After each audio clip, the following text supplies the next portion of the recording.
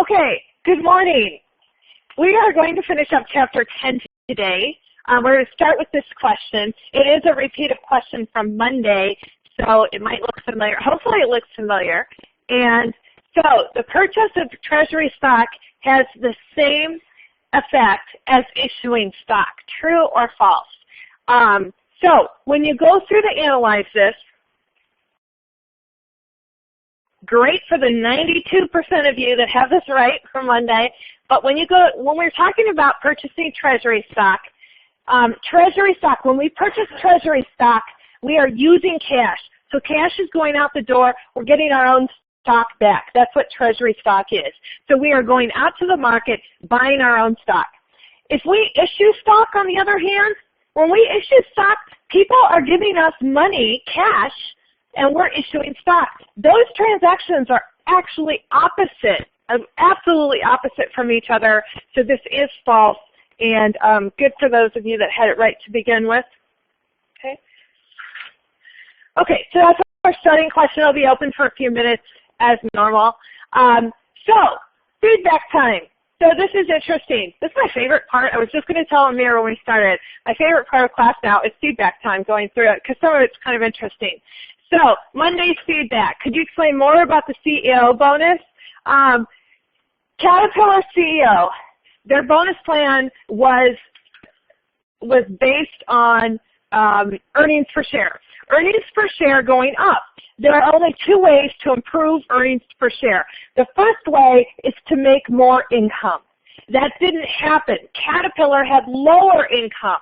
So the only way Caterpillar could increase its earnings per share was to buy back its own stock, and that's what the CEO orchestrated, was buying back a large number of shares of stock, so that earnings per share, which is basically net income divided by outstanding shares, that would fall, the denominator would decrease, so earnings per share would get larger. So that's there. That won't be on the exam. I just thought it was an interesting example about treasury stock.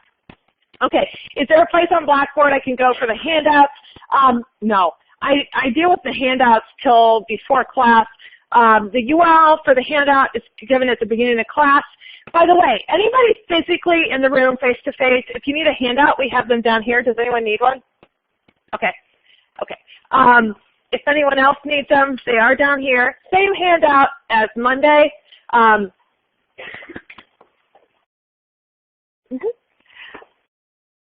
Okay. Amir, you can ask Amir if you're online and you need it. I don't put them on Blackboard. If you need it later for whatever reason, know that you can just open up that recording. The URL will be near the beginning of the recording. Okay. Okay. I had a variety of questions that say, can you tell me the meaning of redeemable or cumulative or some other vocabulary word? And my response on those is, I'm not going to go backwards on that one, but Chapter 10 in the textbook has good vocabulary, just definitions, formal definitions for each of those. So that's good reading there. So I did just want to say, I see your comments, so there's that. Okay. Okay, then we get to two really good comments I wanted. Okay, so this one. Wording in the Learning Catalyst questions seems much easier to understand than the exam questions, or the exam questions not to your choice. Well, first of all, exam questions are absolutely my choice. Second of all, there are two kinds of questions in my mind. The type of question that I bring into class, the type of question that I write for class, is a type of question meant to focus on very narrowly on one concept usually, and it's sometimes I get questions I want questions that are gray, or maybe lead you to get them wrong, but then we talk about it and can get you over to the right side. So there's a learning type of question, and then on the exam there are assessment questions that say, okay, can you apply what we've done? So exam questions are going to be different than the ones we do in class. What we do in class is not meant to be what we do in class, but to illustrate the concepts. So they're two very different types of questions. Now, for practice on exam questions, all the exam questions are in study plan in My Accounting Lab. If you go into study plan in My Accounting Lab for each of the chapters and you do the questions that start with QC or Q. Those are multiple choice questions, and those questions are available for you to practice ahead of time. So if you want practice on exam type questions, you go into study plan, and that's where the exam questions are. So you can practice exam questions ahead of time, but the questions that I do in class are designed for a different thing. The ones we do in class are you're just learning the material and what can I tease out difference-wise about the questions. Okay, so there's that one. Okay, next up. And this is an ongoing debate with Amir and I. Okay, so someone said it, so I thought I'd talk about it. It annoys me that the kids who don't pay attention share all the answers with each other in the chat box. Some of us actually pay attention and listen for the answer instead of asking people in the chat box for it. Okay, so good point. And yes, we know this goes on. So we're of two minds. I mean, I could go either way on this. And we could be draconian. I could tell Amir, you shut everyone down, blah, blah, blah, and then life wouldn't be very fun. But if I think about it, in class here, when you sit next to someone, if you are sitting next to someone, you absolutely can confer on questions. And this is meant to be a learning environment in class. I'm not assessing it like a test. That said, if you're just waiting to see the answer in the chat box in the online, and that's how you're answering, yeah, that's probably not fair to people paying attention, but if the people paying attention are going to perform better later on down the road on the exam, and I guess it's that cliche that says you're only hurting yourself if you do that. So at this point, we're not really going to do anything differently there, but do know, I know it happens, but I really wrestle with you know, what's the best answer there. And so know that, too, sometimes we see that the wrong answer is shared in the chat box, too. So it's in your best interest to pay attention, engage with the material. You're here anyway. You might as well learn something as we go. Okay, so then the next screen I have I thought was so funny is when at the end of class, when you guys are filling in your feedback, I see it showing up on my screen, just one right after another. And so I did a screenshot because it was interesting right then. And so I actually screenshotted. These two comments came in one right after the other. They're side by side, and I haven't done anything other than I cut off anything beyond what was on the screen. So these two comments, this was from Monday. I don't like the 5-second rule. I like the 5-second rule. Okay, so yeah, in any class, I don't care what size class it is, you're never going to have consensus. And I would say that acknowledge, that's fine, but I think it's essentially a good rule. So we are continuing with the 5-second rule. And once in a while, I may not be exactly even on 5 seconds, meaning I might give more time, but usually not. So we're still continuing with the 5-second rule, and I think it's realistic because, you know, we're doing the material, following along.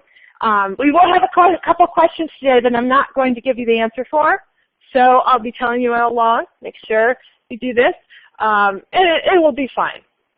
Okay, so handout for today is the Chapter 10 handout. You should have it by now. Ask Amir if you need it. Okay, we're doing stockholders' equity. Before we get there, one more quick announcement. We had a Chapter 10 homework. I sent out the step-by-step videos yesterday. Just a reminder, there is an extra credit project in my accounting lab. You are not required to do it. It can add 2% up to your final grade. It's either 0 or 2. There's no in between. And it's in my accounting lab under homework. If you want details about the project, they are in Blackboard. On the left-hand side, there's extra credit details. It gives you all the nitty-gritty details. It's due Saturday, May 7th. You have to complete all 10 steps with a score of at least 90% on each step. And there's no partial credit. So if you do a couple steps and quit, you don't get any credit. It's all or nothing. It's the accounting cycle. This is a really good opportunity. Don't wait till May 7th to do it. Don't wait till May 6th. This is something best done over time. If you're doing it and you get stuck you need to send me an email. This is one of the only items in my accounting lab that has no Ask My Instructor button. It's also something I can't see yours. It's one of the few things I can't see yours until they're done. So if you have a question, and a couple people have sent questions, I think we've gotten 4 questions about, right? Does that sound right? About 4 questions so far? They've been great. The questions have been very detailed, and we get screenshots. So if you need help with it, you need to be very detailed. You have to send me an email, and you have to send me a screenshot because I can't see what you're seeing. And then chances are Amir is going to answer you, but send it to me.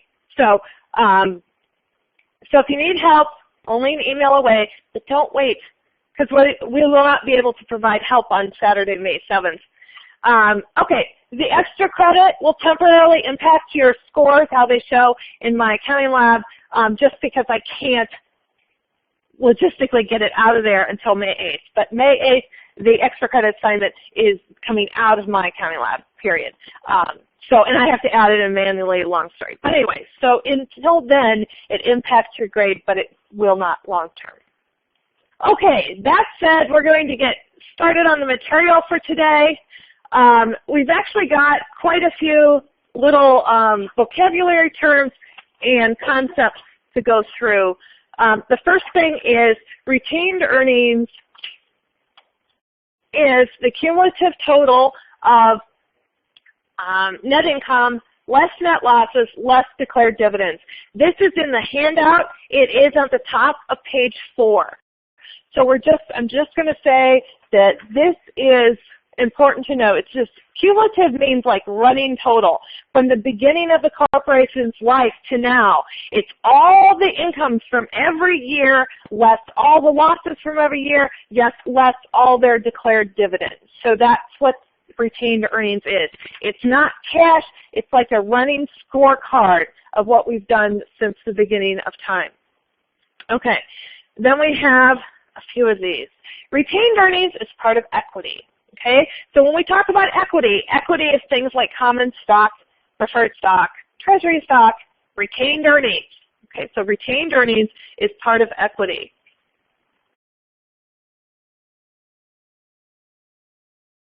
Okay, retained earnings is part of equity, and equity has a normal credit balance, as does retained earnings. So retained earnings has a normal debit or normal credit balance. Retained earnings, part of equity, most equity accounts have normal credit balances, meaning they increase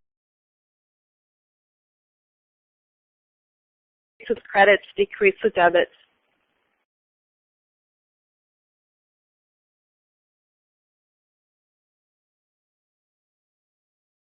Okay, so retained earnings has this normal credit balance. Dividends reduce retained earnings. And back at the first slide on page 4 where we had retained earnings are cumulative total of net income less net losses less dividends. That's because dividends are a reduction of retained earnings. So dividends decrease retained earnings or reduce retained earnings.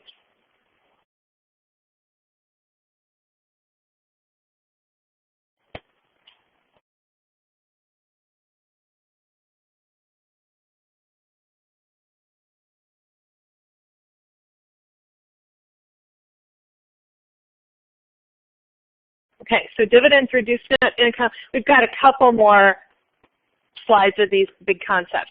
2 things we need to declare a dividend. We need to, first of all, have cash because we're going to pay the dividend out of cash. So we need to have cash. And then we also have to have retained earnings. Retained earnings, we cannot pay a dividend if we have negative retained earnings. It's law.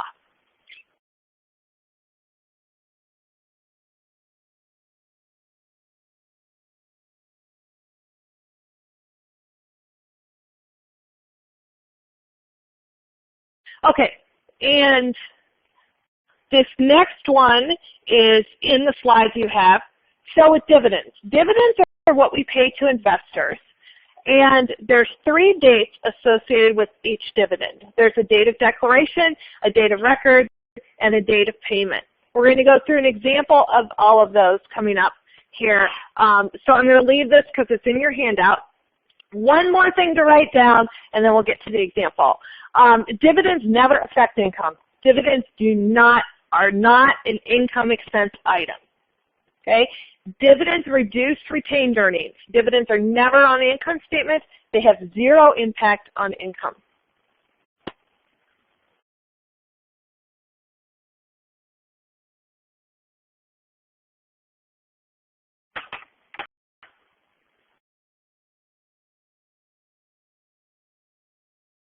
Okay, so the example we're going to do, it's in your handout, is Molson Coors dividend announcement. Now Molson Coors, this is probably its last dividend announcement since it's being acquired by Anheuser-Busch. But on November 12th, it says, so here's their dividend announcement. When a company makes a dividend, declares a dividend, what happens is, okay, let's say company's going along and they decide, they, being the board of directors says, we want to pay a dividend. Now, there's a whole lot of reasons why companies choose to pay dividends. Primarily, it depends what kind of company they are. If it's a startup company, investors are looking for long-term growth in the stock price. They don't expect a dividend. Other stocks consistently pay dividends, and investors look at it as part of the income behind the stock. There is no way for us to predict at our level of school on if a company's going to pay a dividend or not. You can look at their record. If they've traditionally paid a dividend and times are good, they're probably going to continue to pay. And dividend theory is part of advanced finance classes. So dividend theory is way out of our scope. We're just going with, okay, the board of directors declares a dividend. A dividend is never a liability until the board of directors declares it. You could go 100 years and never pay a dividend. It will not be a liability. It's not a legal obligation. But once your board of directors says, we are declaring a dividend, then it's a liability. So here, Molson Coors Brewing Company declared a quarterly dividend on November 12th. So that was our date of declaration. So those 3 dates that we talked about, the date of declaration is November 12th. When companies declare a dividend, it becomes public information virtually right then. There's laws that govern this, and they do a press release. I think they do an SEC filing as well, but this is a legal obligation now. So November 12th, Molson Coors now has a legal liability, the date of declaration. Date of declaration is when we have this legal liability, legal obligation, a liability. They have to pay this dividend now. November 11th, they had no liability for dividends, okay? The date of declaration. Then the next date we see here is date of record, okay? Date of record says we're declaring this dividend, but on what date? They pick a date, and in this case, shareholders of record on November 30th. So of record, you're looking for the word record. Shareholders of record, November 30th. That means that everyone that's holding that stock, that owns that stock, as of the close of the market, close of business on November 30th, is entitled to that dividend. Okay?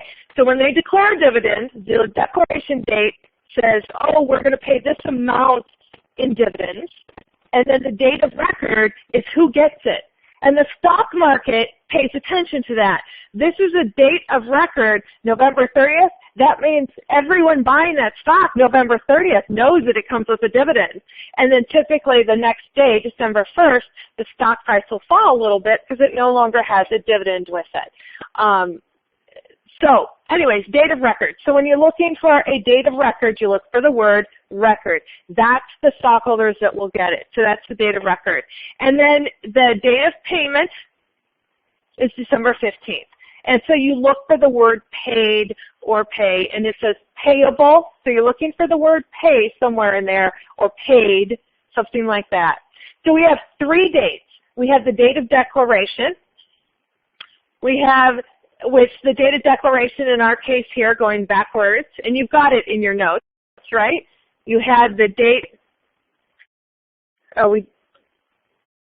you don't have that one. Okay, so let's go backwards for a minute here. Okay, so we have the declaration date, just to refresh, because we're coming up on an example, and you're going to have to identify which dates is which, and I'm not going to tell you, because these are pretty straightforward.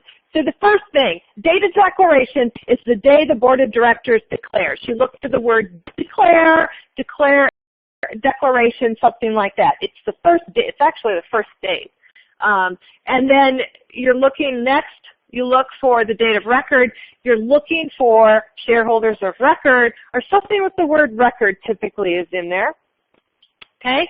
And then the final date you're looking for is the date of payment, so you're looking for the word pay, payable, payment, paid, some form of that for when they're actually going to write the checks. So if you own the stock November 30th, you would get a check on December 15th. If you sold the stock December 1st, that's fine.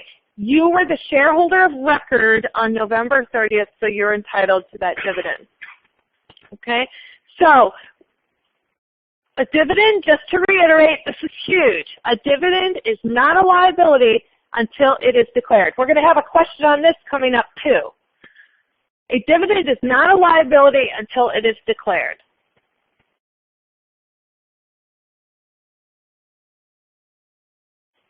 Okay.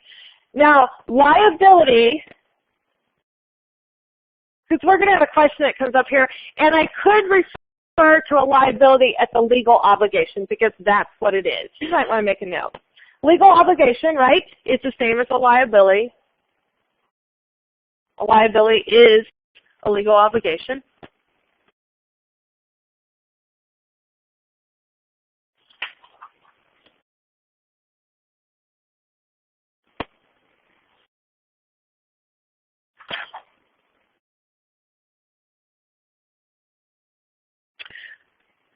Okay, so what we're going to do now is we're going to answer 3 questions. So I'm going to put out the dividend announcement, and you're going to have to identify all 3 dates. So when you have, remember we have the date of declaration, which looks for the word declare. We have the date of record, which we're looking shareholders of record or something like that, and then date of payment, because they're all pretty straightforward. So Dunkin' Donuts, it's owned by Dunkin' Brands.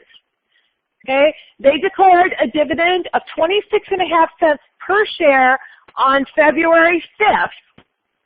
So they declared a dividend on February 5th to be paid on March 18th to shareholders as of the close of business. Okay, shareholders of record as of March 9th. So the first question for you is, what is the date of payment in the Dunkin' Donuts example? So of this example, which date is our payment date?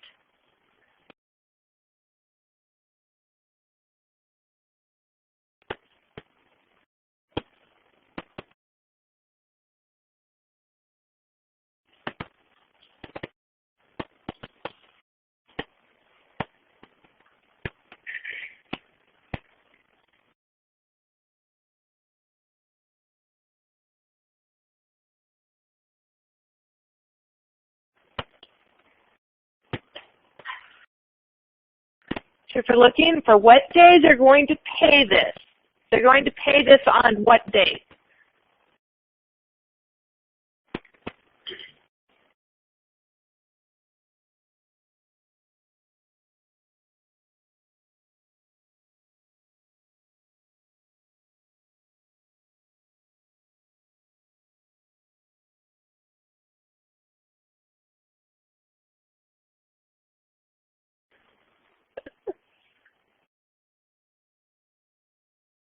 Yeah.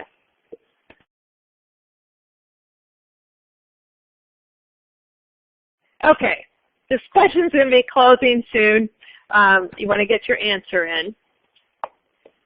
Very good. Very high right answers. So we're looking for the date of payment. You now have 5 seconds.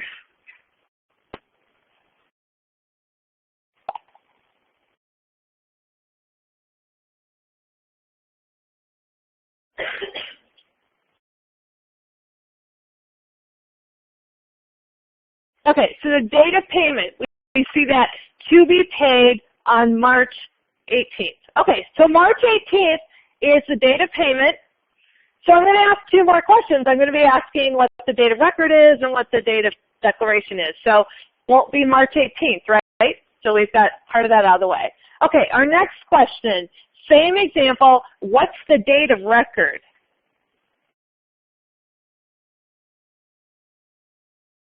Date of record.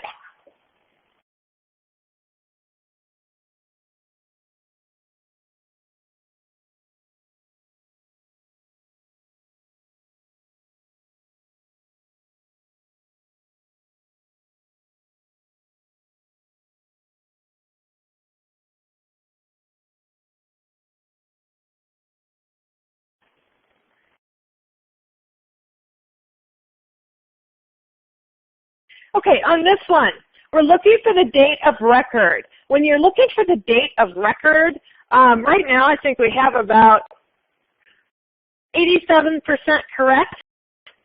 The date of record, and the clue when you're looking for the date of record is you're looking for the word record, okay?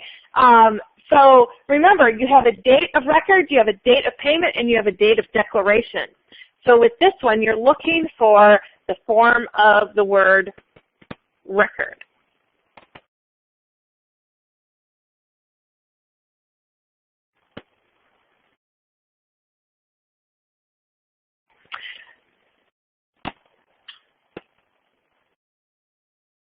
Okay, 5-second rule.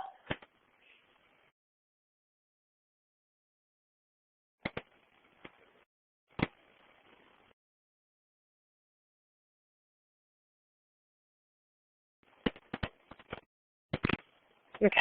The date of record to shareholders of record as of the close of business on March 9th. Okay? So we see when we're looking for the date of record, it's always associated with that word record. The shareholders of record as of that date. We have the date of payment. So now we have one more question remaining.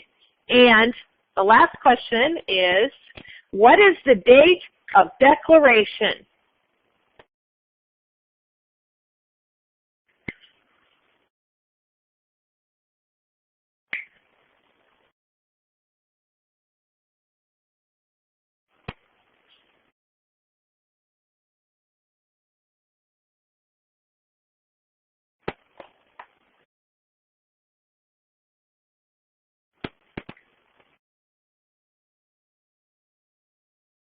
It went from 0 responses to 271.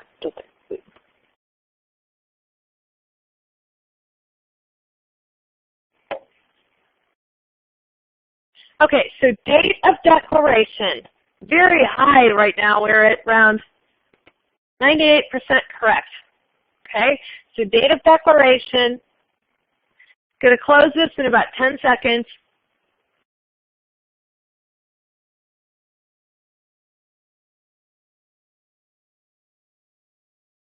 I don't know why I said 10 seconds. It's closing, like in 2 seconds now.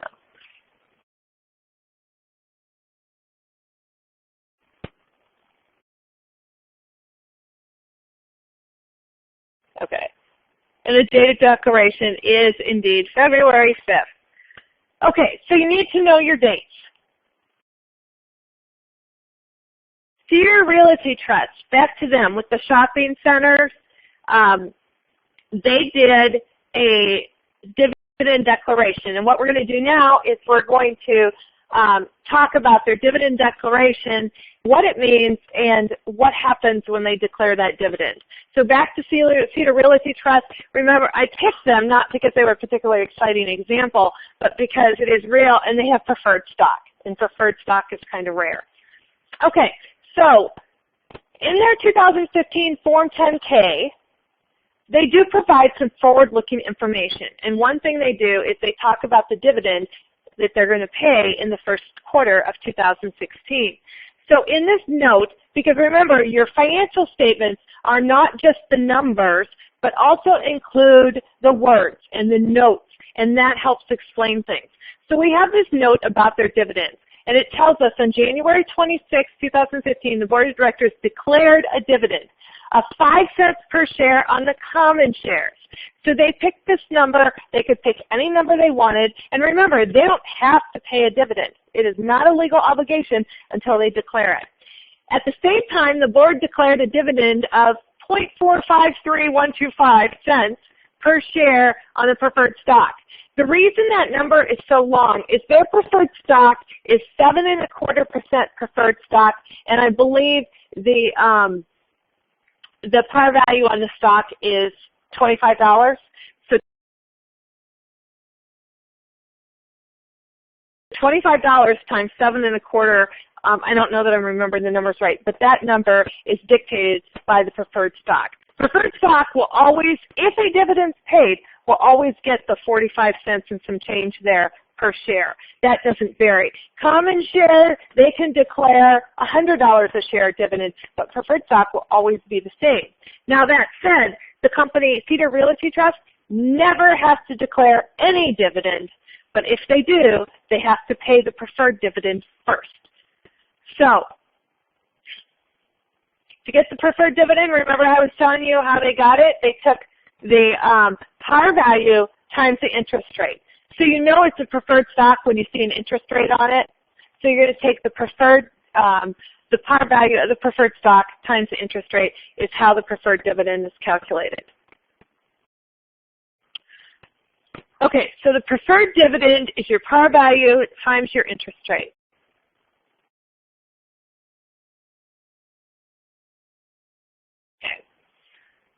So moving on, we've got one more. This is a vocabulary term, dividends in arrears. Dividends arrears are preferred dividends that aren't paid yet. They're not necessarily declared. The dividends in arrears are all the preferred dividends we haven't paid yet. Not that we ever have to. If they're not declared, we never have to. But dividends in arrears is a specific vocabulary term that refers to preferred dividends not paid yet.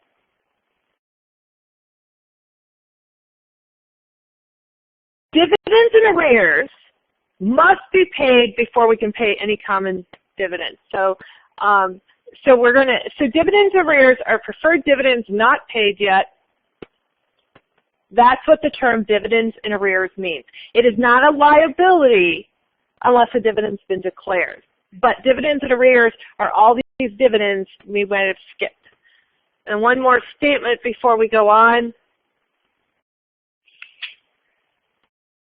Preferred dividends must be paid before common dividends. So we cannot pay common dividends until the preferred dividends are paid.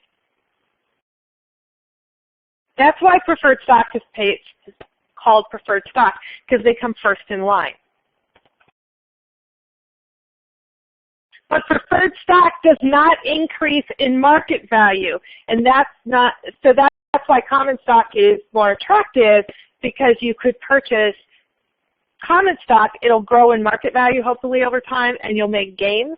Preferred stock is going to be the same.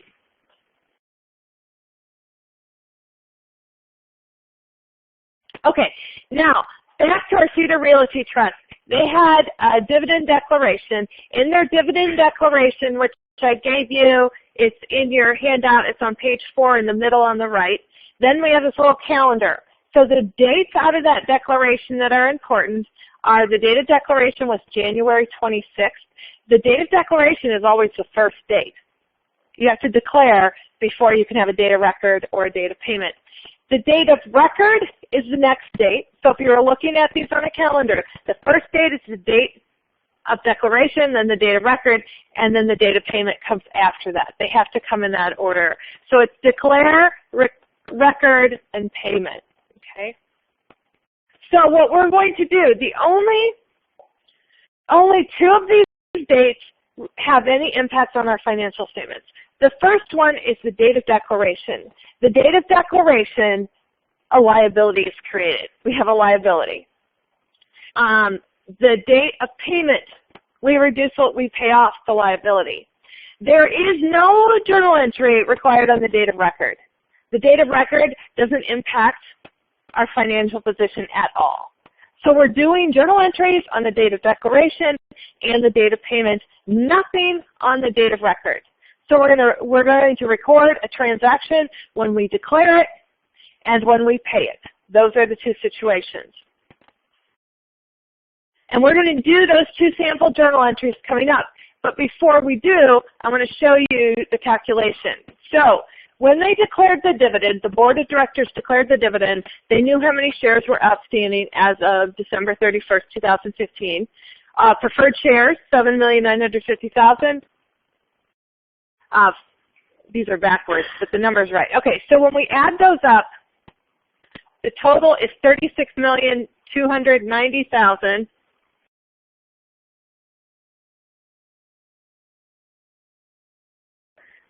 Okay, so our total is 36 million. The takeaway here is the total of those two are 36,290,891. That's our total. So we don't record preferred dividends and common dividends separately. We just put them all together. So that's where our 36 million is coming from. So on the top of page 5 are two journal entries. So we have one journal entry on the date we declare, and we have one journal entry on the date we pay. I will tell you, at the end of class today, or towards the end, we'll have a question that asks, what account do you debit when you declare? So these are good to have in your mind. Pay attention here. Okay, so when you declare a dividend, what's happening is on the declaration date, okay, we have a declaration date. On that declaration date, you're going to debit retained earnings. Retained earnings reduce dividends reduce retained earnings, and you want to make a note off to the side. If you have a dividend, if you're reducing retained earnings, that reduces equity, right? Reduces stockholders' equity. Okay, so stockholders' equity is decreasing on the date of declaration. And we have dividends payable. This creates a liability on the date of declaration.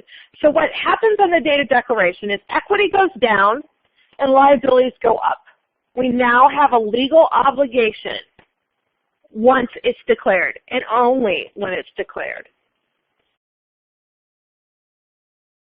This is one of those times where I'm telling you, write this down.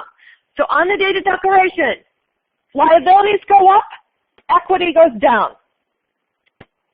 And you want to reference that because you're probably going to see it here very soon. So date of declaration, your liabilities increase, your equity goes down. Stockholders' equity goes down. Okay, so that's declaring the dividend on the declaration date.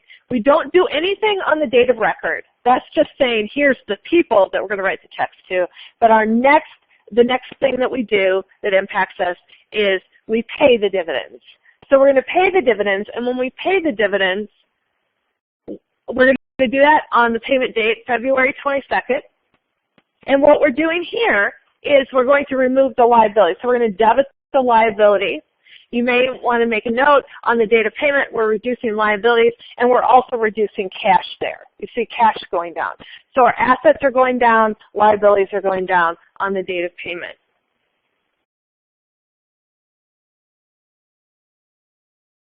Okay, so now we're going to have a question coming up. Okay.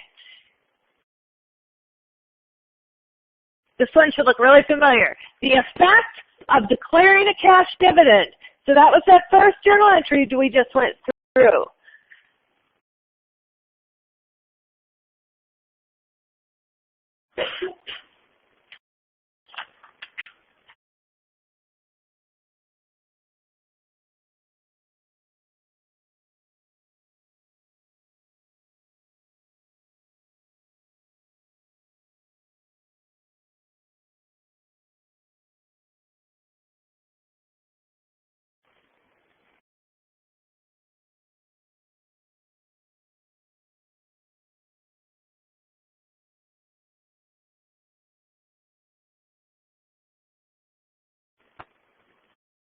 Okay, the effect of a cash dividend, declaration of a cash dividend. So that's that journal entry we went through at the top of page 5 on the left. Okay. So when we declare a cash dividend, and again, let me go backwards here for a minute here. So the journal entry that was at the top of page 5, okay, in the top left. When we did this journal entry, what we were doing, we reduced retained earnings. So we had retained earnings is equity. So we were reducing equity. And then we also had a liability. So we were increasing a liability. So in this journal entry you have, we're reducing equity with the first entry, and we're increasing a liability with the second entry. So now I am going to invoke this 5-second rule here as soon as I get back to the question.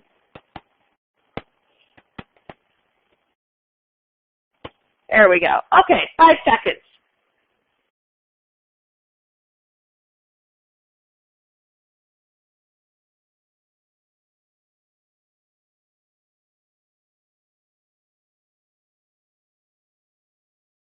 Okay. It was an increase to liabilities and a decrease to stockholders' equity.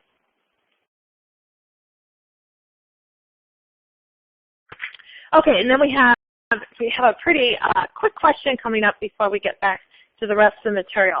This one, the date when a cash dividend becomes a legal obligation. Now remember, it's also legal obligation means liability.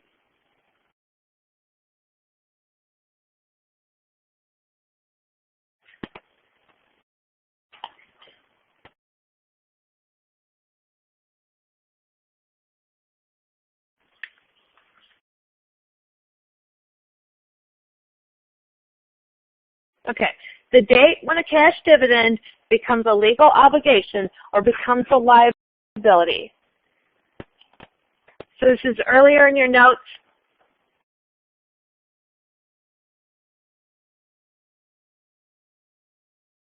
Okay, the date when this cash dividend becomes a liability for the corporation is which date?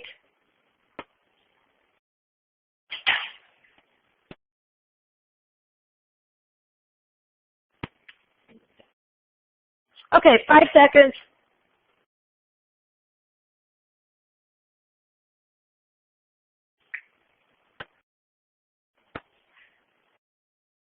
Okay, that is the declaration date. Okay, until we declare it, it is not a liability. On the day we declare it, we now have a liability or a legal obligation to pay it. Until then, we could go 10 years without declaring a dividend, and we wouldn't have a liability until we declare it. Okay, now, this is a TAccount, and it's in your notes, and the numbers mean nothing other than I felt like I should put numbers there. So the numbers are made up. So retained earnings. Retained earnings is an equity account. It has a normal credit balance. So its normal balance would be on the credit side. That number is a beginning balance just made up. Then over time, during the year, we earn income. So net income also gets credited to it. Okay? And then when we declare dividends, oops, I went backwards. When we declare dividends, they're debited to retained earnings because dividends reduce retained earnings. And then at the end of the period, we take our beginning balance plus our net income minus our dividends, and we come up with an ending balance. Again, the numbers are just simply made up. They don't mean anything, but they mathematically work, I believe. Okay. Now, next up, we're going to talk about stock dividends. Stock dividends, you have this whole page in the handout. It's a proportional distribution of stock. So basically, we're giving stock out as our dividend instead of cash. And total equity is unchanged. Companies sometimes want to give shareholders something, but they don't have enough cash on hand. So they'll say, oh, I'm going to give you 1 share of stock for every 20 shares you own. And so everybody's getting this, so it really doesn't change anything overall, but it is done. And then size of stock dividend, I would tell you I'm not very excited about us needing to know about the accounting for a stock dividend. If you're an accounting major, when you take Corporate Accounting 1 and Corporate Accounting 2, you'll learn about this in much more depth. But a stock dividend is not cash. It's stock that's given out. So I have an example. These aren't that common, so again, this isn't a real sexy example, but this is First National Bank Corp. It's for First National Bank of Northern California, declared its board of directors declared a stock dividend. So a stock dividend means they're not paying cash. What they're doing is they said this is approximately 710,000 shares payable at the rate of 1 share of common stock for every 20 shares you own.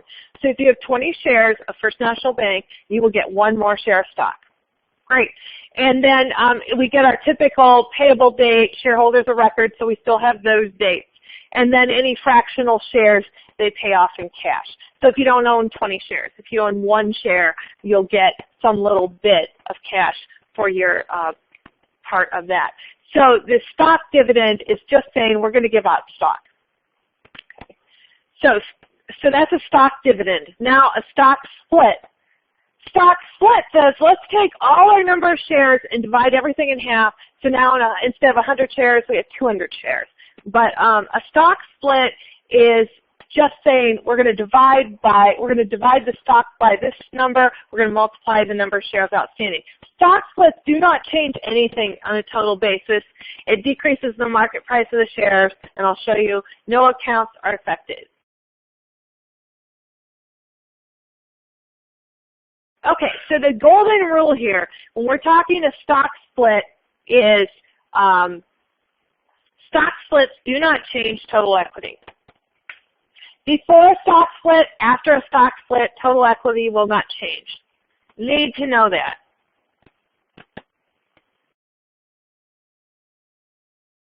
Okay, so stock splits do not change total equity. So before a stock split and after a stock split, our total equity is going to be the same. I have an example of a stock split. It was actually a pretty noteworthy stock split. Apple stock split. Apple did a pretty historic stock split in June 2014. They did a 7-for-1 stock split, which what they wanted, their stock, roughly speaking, their stock, Apple stock at June 2014 was roughly $700 a share.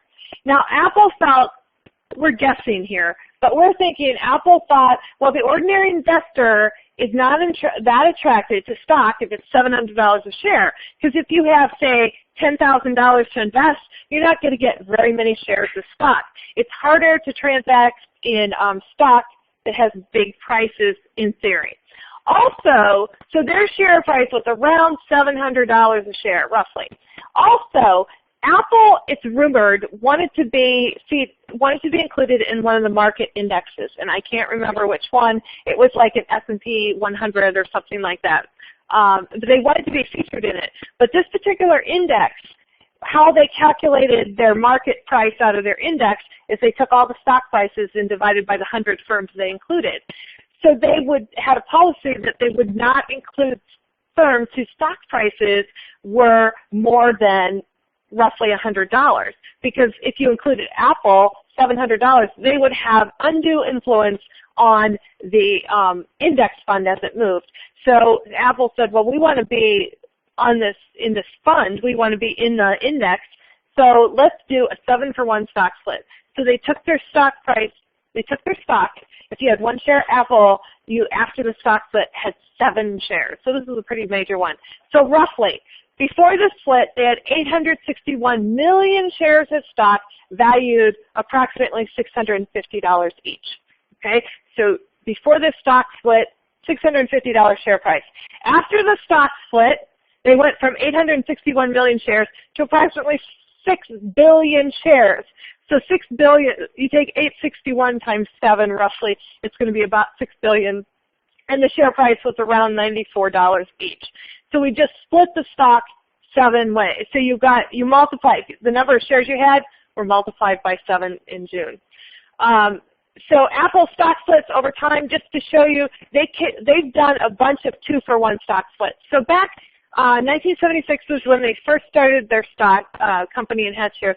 If you had 1 share in 1976, they did a 2-for-1 split in 1987 that made your 1 share now 2 shares.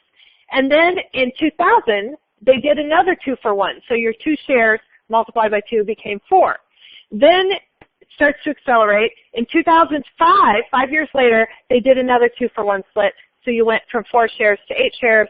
And then the one we just talked about, 2014, your 8 shares became 56 shares.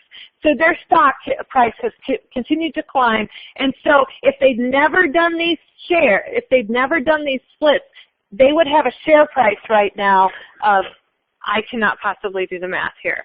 Their share price would be, what? What? Really big. I should have calculated before time. But anyways, so they do stock splits to keep their share prices lower.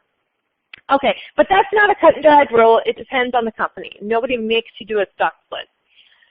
Okay, no journal entry required for stock splits. And remember that stock splits, before and after a stock split, total equity doesn't change. There's no journal entry.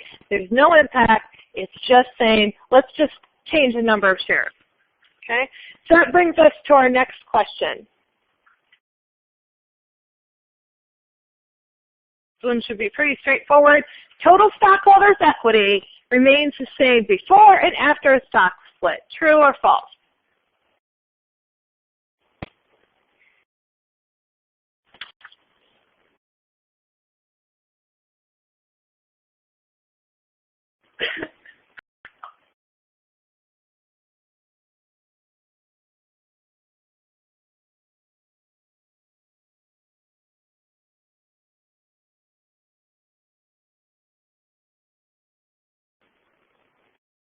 Okay, total stockholders' equity remains the same before and after a stock split.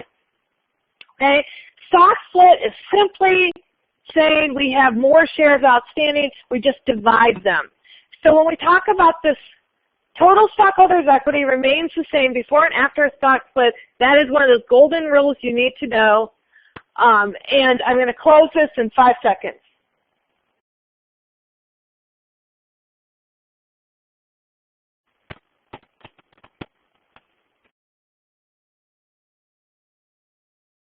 Okay.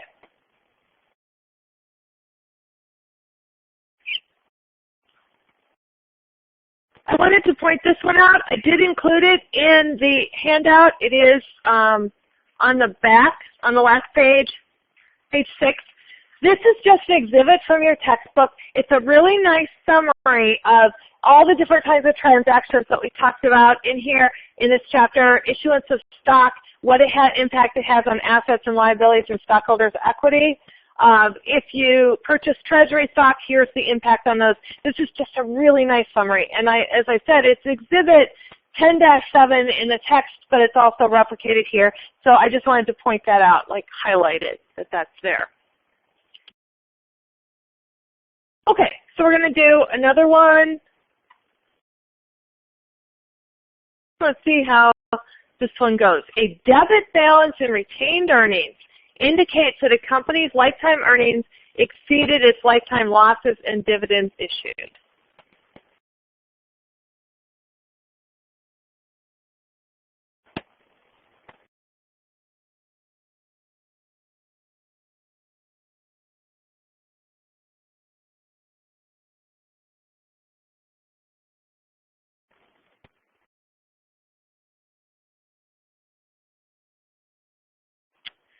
Okay, a couple of things to note on this one as we try to get to the right answer. I'd say right now, 87% of you have the right answer, so good job. But I do want to point out a couple things to note here. A debit balance. When we talk about a debit balance in retained earnings has a normal credit balance. If it were a healthy company, retained earnings would have a credit balance. So debit balance means this company's had losses, a lot of losses. It has a debit balance means they're in the red. It was how we would refer to it. But they have losses over time. So knowing that, then losses in retained earnings indicate that a company's lifetime earnings, its profits, exceed its lifetime losses. So if profits exceed losses, that would mean a credit balance in the retained earnings account, okay? If your profits, if your net income, lifetime earnings were greater than, because exceeded means greater than, if your lifetime earnings were greater than your lifetime losses and dividends, you would have a credit balance in your retained earnings. So this one has to be false. So we are in the 5-second rule here.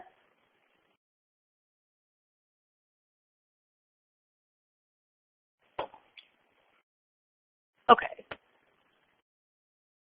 Okay, now, so every semester we're going to deviate for a minute here, and you're going to have questions to answer, but there's no right or wrong answer, just that you answer. So every semester, I kind of start playing with something, and probably if you read my email yesterday, you know what I'm playing with now. I kind of experiment, and this is just for my own information. It'll be interesting, I think, to you to see what your classmates do. So I do need answers on here, but again, I'm not being graded on it. And so this question, do you use Twitter? And then pick your answer between A through D, two ends of the spectrum.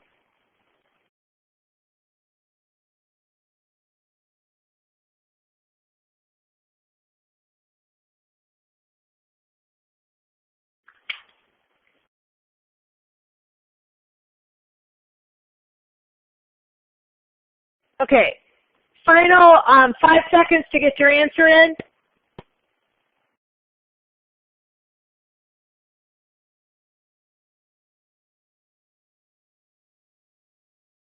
Okay, so we see about 49% use it every day, 21% do not, and then somewhere in the middle for the others. Okay. Next question. Same question, except this is about Instagram. Again, you need to answer it. No right or wrong answer, though.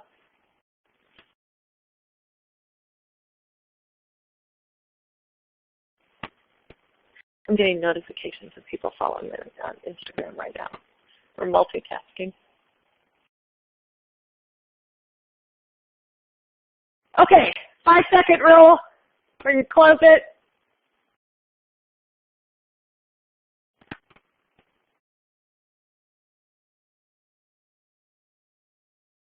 Okay, so we had 68% yes every day, and then a range for the other answers. Okay, so you read my email yesterday, maybe not. I know some people did. Experiment for a couple weeks, and this is basically, I just want to experiment at the end of the semester, so then next semester I can think about what I'm going to do. I have a class account. I also have another account. You're welcome to follow me there, but it's probably much more boring. Not that this class is really exciting, but it is, I'm sure. Okay, so I have an Instagram account for the class, and what I'm doing with it is all those things, those points to remember that I do in class, I'm posting them on Instagram, and I had some catch-up to do yesterday, because yesterday morning I thought, oh, this is a great idea, so I did this yesterday morning. So I've been posting to get caught up for Chapter 9 last week, and then Chapter 10 this week. And then my idea for it is I'll be caught up by Thursday, I think, because I've been looking at what I'm doing. So my idea is that I'm going to post the things from class, those takeaways, those big important concepts. And then in the comments, I will be commenting with additional explanation. Or if you don't understand one, you can post a comment if you wish to do that. Now, I certainly don't want to intrude on everyone's privacy. So I am not going to automatically follow people on Instagram because it's feel like your mom or something, you know. So I don't want to follow you unless you want me to, and I'm happy to. I like to get to know people and seeing their picture and knowing who they are. So I'm not going to follow you unless you say, hey, follow me. That's fine. I'd love to follow you, but I'm not going to automatically. And this is not required by any means. Also, if you're interested in just getting the little takeaways or reviewing them, you don't have to join Instagram to get them. You can go to the URL in the announcement yesterday. You don't have an account. You don't have to have an account. You can just go through and review those. So there's that. So that's there. And this is the one I do for class. And you'll see my other one around there because I'll comment with my other one.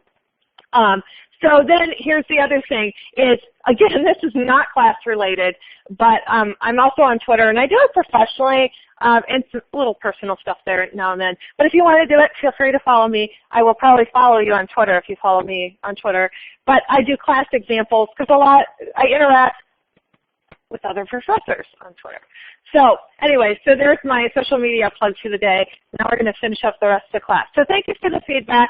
As we go forward, we'll see how Instagram goes. It is not required, so I don't want anyone to think you're required in any way, shape, or form. And you can still get to it without even joining it if you want. Okay, so learning objective 5, I'm not going to lecture specifically on it. Read it in the book. And then reporting stockholders' equity in the financial statements. So for this, I picked 1-800-Flowers financial statements. And they're interesting because they own Harry London Chocolate. So when you drive down 77, you see Harry London. They're actually owned by 1-800-Flowers. Fannie Mae Chocolates, very, very big in Chicago. They're owned by 1-800-Flowers. Harry and David Fruit is owned by them. Cheryl's Cookies. They own a lot of different companies. So this is their balance sheet, and in 2015 and 2014, this is the stockholders' equity section only. It's a partial. And just want to show you, first of all, preferred stock is listed first, so but it's zeros. There's nothing there. That means they are authorized to issue preferred stock, but they have not. So we'll look at common stock. Common stock, it tells us the par value. It tells us the shares authorized and issued right there. It has the additional paid-in capital, which this is when they issue stock for more than market value, for more than par. It goes into the paid-in capital. Retained deficit, you know what that is? That's retained earnings. They call it retained deficit. It's negative. 1-800-Flowers has negative retained earnings. That means, and that's kind of surprising to me when I looked at it, but that means they've had big-time losses since their inception. They could have had some profit in there, but overall, their losses have overwhelmed their gains. Surprisingly, though, even though they have these huge negative retained earnings, the analysts are valuing them as a buy, and their stock price has been climbing. Actually, it's kind of interesting because the stock price on this 1-800-Flowers, a share of stock is somewhere around $7.50, $7.80, somewhere in that range. So it sells pretty cheap, but it's been on an uprise. Okay, and then they have treasury stock, and that's listed. Notice that that's a negative because treasury stock reduces our stockholders' equity. We cannot own ourselves. Also, someone asked in the earlier class, we don't pay dividends on treasury stock. We don't pay ourselves dividends. So we only pay dividends on the outstanding stock. Okay.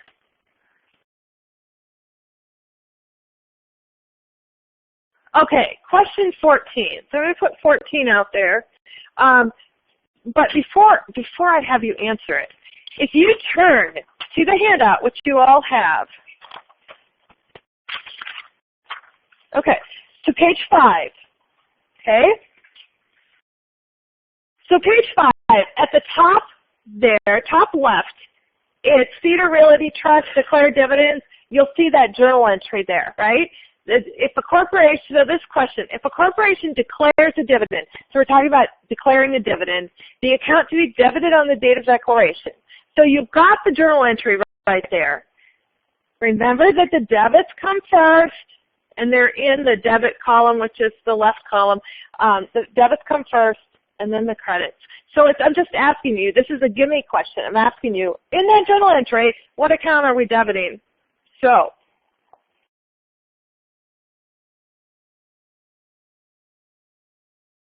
okay, so there you go. You should have it now.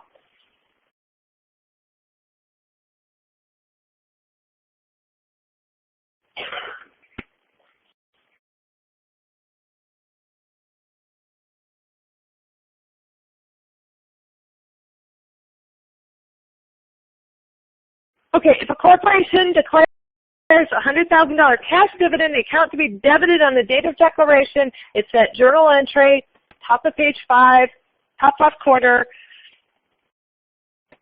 I'm going to close this in 5 seconds.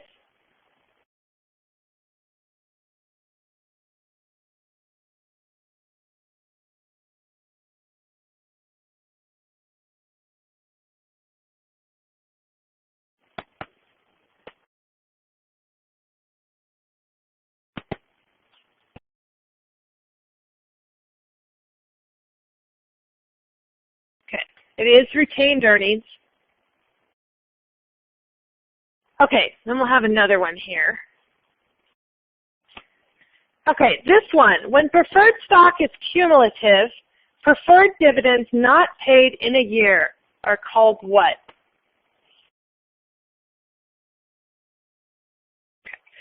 Now, I think this one's kind of hard, so I'm going to talk through it, okay? So, preferred stock is cumulative. That means we have to, it doesn't even matter what we say preferred stock is cumulative. Preferred dividends not paid in a year, that's going to be dividends in arrears, which is back to that statement that we started about. Preferred dividends not paid in any given year are called dividends in arrears. That is the terminology. We talk about stock being cumulative. That means that the preferred stock dividends pile up year after year after year.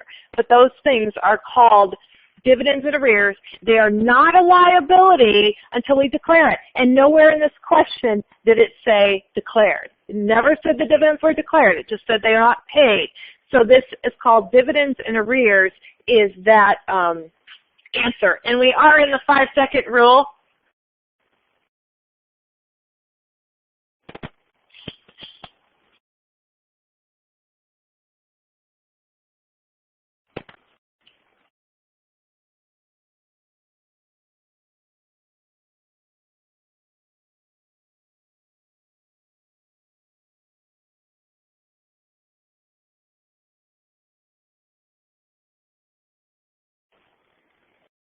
Okay, so then that brings us to the end of this chapter. So if you have any feedback, I've thrown out a question there. Go ahead and fill it out. If you have any additional questions, let me know. Otherwise, we are done. Chapter 10, homework is due this weekend, and I will see you next week. Enjoy the weekend.